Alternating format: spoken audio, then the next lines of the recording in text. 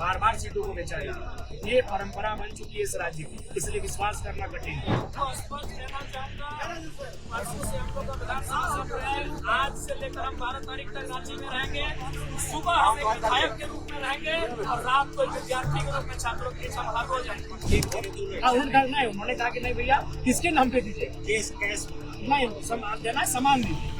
आप अपने विषय को हमारे ड्राफ्टिंग के माध्यम से हमें देने का कार्य करें, उन्हें विधानसभा जाएंगे। झारखंड के छात्र इस वक्त जयपाल सिंह मुंडा स्टेडियम में बीते कई दिनों से प्रदर्शनरत है।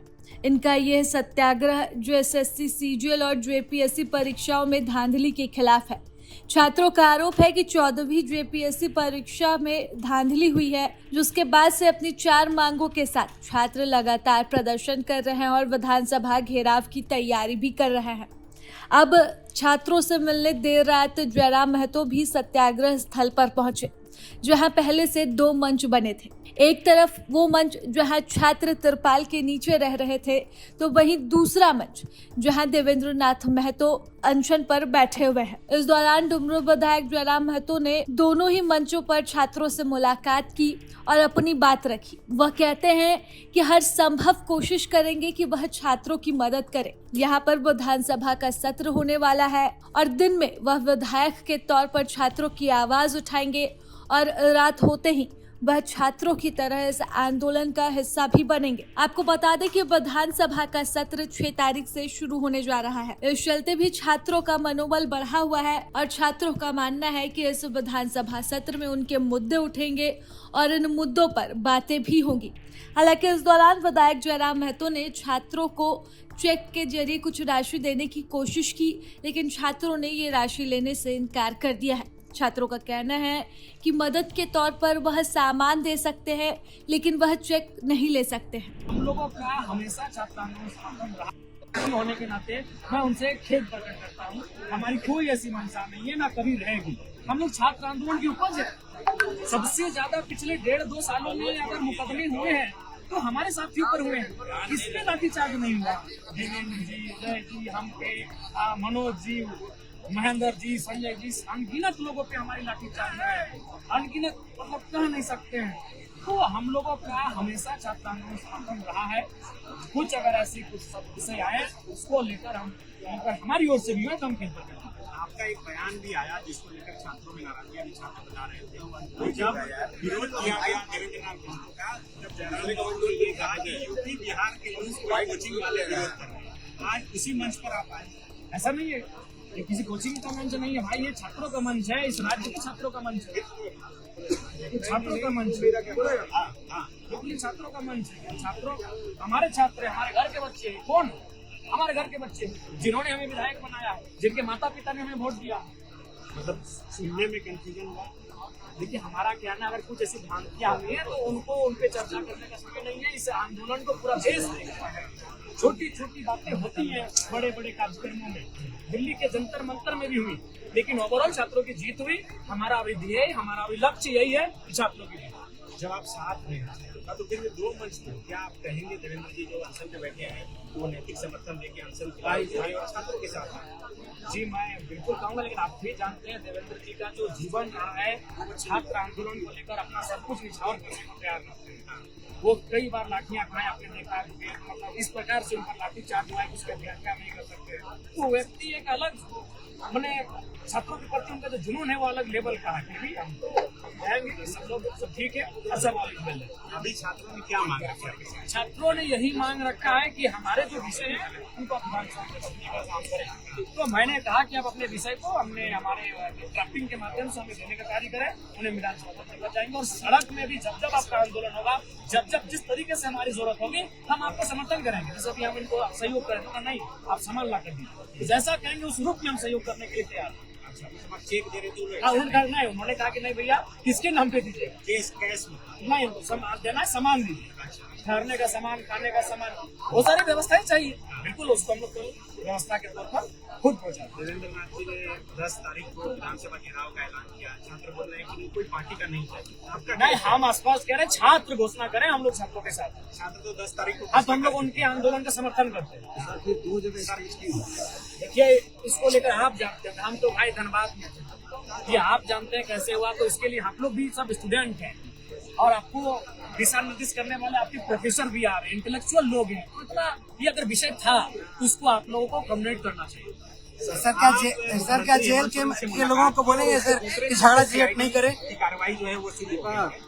क्या बातचीत हुई? क्या बताए थे कि कार्रवाई हमें मुख्यमंत्री से जब हम मिले तो उन्होंने कहा कि अभी तक इसको हम संज्ञान में लिए, लेकिन लिखित रूप से किसी ने दिया नहीं। तुम पहले विधायक हो, इस विषय को लेकर हमसे अवगत करा रहे हो। हमने कहा कि जब पहले विधायक को अवगत करा रहे हैं तो कार्रवाई कर दीजिए आज शाम से। बोला कार्रवाई करेंगे। ये बातचीत हुई कि हम कार्रवाई करेंगे। मतलब जयराम महतो के कहने पर ये कार्रवाई? हाँ बिल्कुल, क्योंकि उन्होंने भी यही कहा। लिखित रूप से अब तक ये बातें हम तक नहीं आई, तो हमने उनको पहले एक्सप्लेन किया, तथ्यों के साथ हम बात की कि देखिए ये तथ्य सामने आए हैं, point number 1, point number 2, point number 3, point number 4।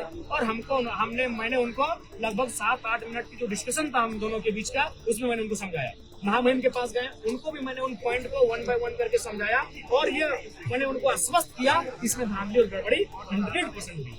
की मांग सीआईडी से थी या सीबीआई से जांच करती थी? देखिए हमारी मांग उस समय जांच की थी, लेकिन क्योंकि राज्य में सीआईडी को लेकर अगर अविश्वसनीयता है तो हम चाहेंगे उस पर सीबीआई को हल हो, जांच निष्पक्ष हो और जो वास्तव में दोषी है वो पकड़ने आए। आप भी छात्र आंदोलन से निकले, आप खुद बता रहे हैं, आप क्या चाहते हैं, क्या हो जेपीएससी जेएसएससी कैसे ठीक? देखिए इसको अगर ठीक करना है तो सबसे पहले बेहतर पदाधिकारियों की तलाश करनी है। ऐसे पदाधिकारी, ऐसे लोग, ऐसे सदस्य जो अगर मुख्यमंत्री भी कहें कि इसके किसी की पैरवी करे तो इस्तीफा देना स्वीकार करे, लेकिन मुख्यमंत्री की पैरवी तक न माने।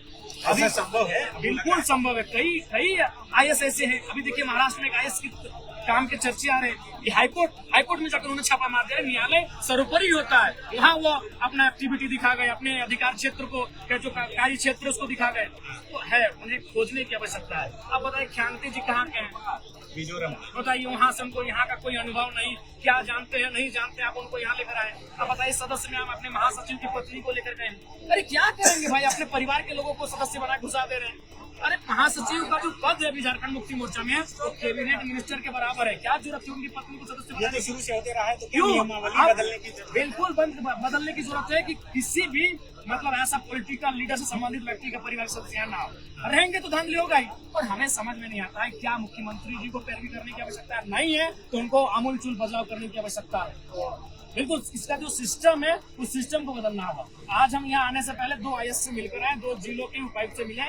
उनसे मैंने एक ही लाइन कहा, आप आईएएस हैं, आप डिप्टी कमिश्नर हैं, आप यूपीएससी की परीक्षा को पास करके आए, क्या आइडिया आपके पास? मैंने लगभग आधा घंटा उनसे डिस्कशन किया। कई बात सामने आई। उन्होंने एजेंसियों पर अपनी नाराजगी जताई कि हम लोग को भी सुबह पता चलता है कि बायोमेट्रिक करना है, उस व्यक्ति को हम जानते नहीं है, उस दिन सुबह उठ के हमको ढूंढना पड़ता है कौन एजेंसी का।